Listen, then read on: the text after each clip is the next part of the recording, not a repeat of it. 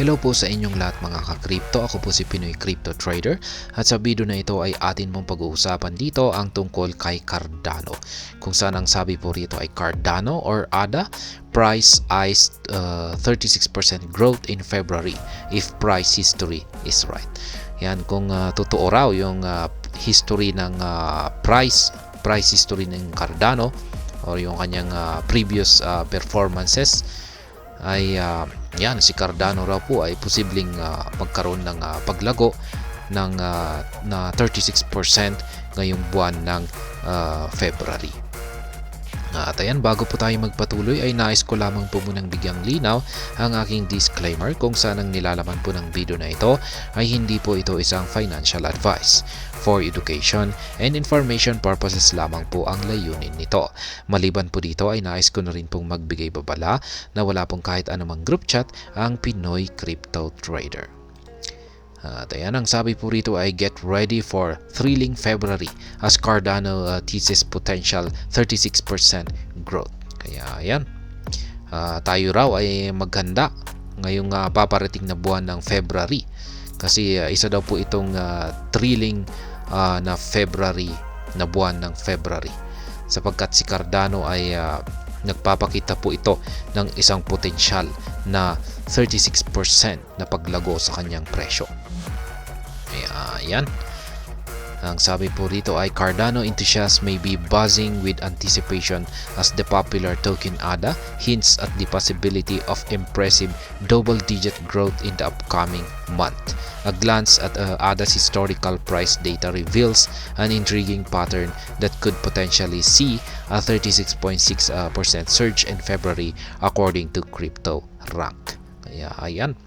Ngayon ay yung mga Cardano enthusiast ay nagkakaroon na po sila ng mga engagement dahil inaasahan po nila na si Cardano ay magpapakita po ito ng isang kahangahangang double digit na paglago sa kanyang presyo ngayong paparating na buwan ng February.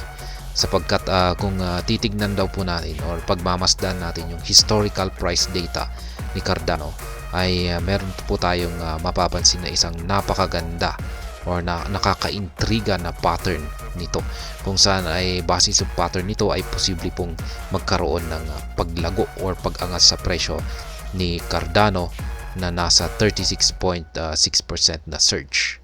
At ito po ay base kay CryptoRank. Analyzing ADA's performance since 2018, the figures show a noteworthy average profitability of 36.6% during February. However, a closer inspection unveils a crucial details. This impressive average is significantly skewed by the exceptional 277.9% surge in ADA's price during February 2021.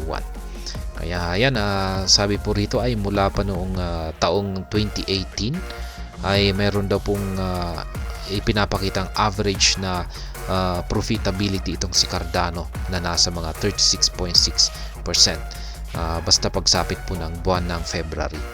Pero nagkaroon lamang po ito ng pagkakaiba noong February 2021 kung saan ay nagkaroon ito ng napakatinding price surge na umabot po sa 277.9%. Kaya yan, ito po yung ibinahagi ng CryptoRank na datos yan mula sa mga nakalipas na performances ni Cardano. At mapapansin po natin dito, yan, ito po yung February mula po ito sa taong 2017 hanggang 2024 ngayon. Yan, syempre blanco ngayon yung February kasi wala pa yan, paparating pa lamang yan. At yan, nung November, noong 2018, yan, buwan ng February ay yan, nagkaroon po siya ng negative 39.4%. Noong 2019 ay 12%, noong 2020 ay negative 11%, pero noong 2021 ay 277.9%. Year 2022 ay negative 9.05% at 2023 ay negative 9.95%. Pero yan, yung average ay nasa positive 36.6%. Kaya ayan, excluding this outlier outlier, and considering the red trends of 2019 and other years, the median estimate of Cardano's profitability in February stands at a more modest of negative 9.5%. While it is apparent that the ADA's price tends to dip in February, the anomaly observed 3 years ago, such that history may not be a rigid predictor. In a broader perspective, it is essential to acknowledge the limitations of drawing conclusions from relatively short span of Cardano's existence, having entered the market only at the end of 2017. Investors and analysts are often divided on the significance of historical trends for cryptocurrencies, especially given the limited sample size and the token's relatively young age. The looming question for ADA holders is whether history will repeat itself or if the anomaly of 2021 was a rare exception.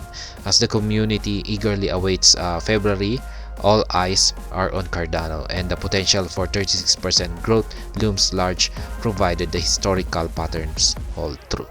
Kaya yan nung taong 2021 po kasi ay dito po naganap yung Bitcoin halving.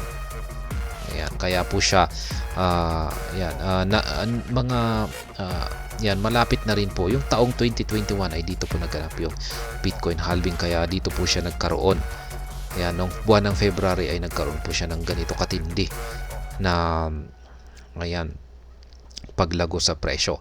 At ngayon 2024 ay dito na rin magaganap yung taon na dito magaganap yung taong Bitcoin halving. Ayan naman. Kaya mukhang kung mauulit po ito, yung nangyari dito sa nakalipas na taong 2021 ay posibleng ngayong February ay maaring ganito na rin yung mangyari at magkakaroon na rin ito ng isang matinding paglago itong si Cardano ngayong buwan ng February.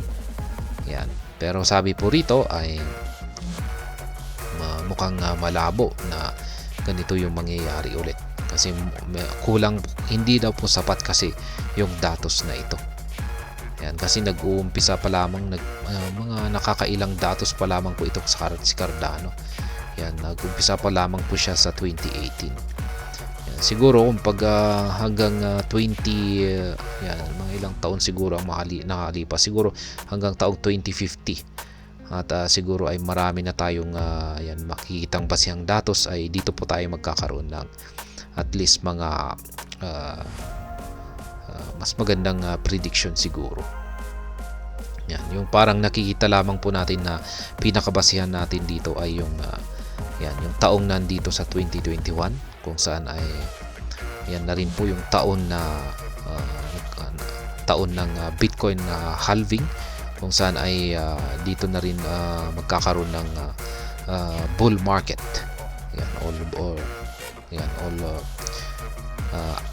Kung saan ay nagsisiakyatan yung karamihang mga cryptocurrencies.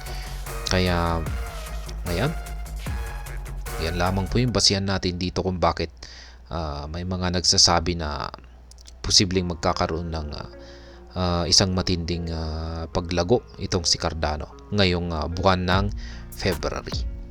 Kaya ayan, hanggang dito na lamang po tayo sa video na ito. Sana po ay inyong nagustuhan ang aking paliwanag dito. Kung inyo po itong nagustuhan ay pakiclick lamang po ang like button nito. Para naman po sa mga bago lamang dito, kayo po ay aking inaanyayahan para mag-subscribe. Pakiclick na rin po ang bell icon nito dahil ito po ang siya magsisilbing notification nito sa mga bago kong videos na akin pong ina-upload sa aking YouTube channel na ito. Marami pong salamat sa panonood, ingat po tayo lagi at God bless po sa ating lahat.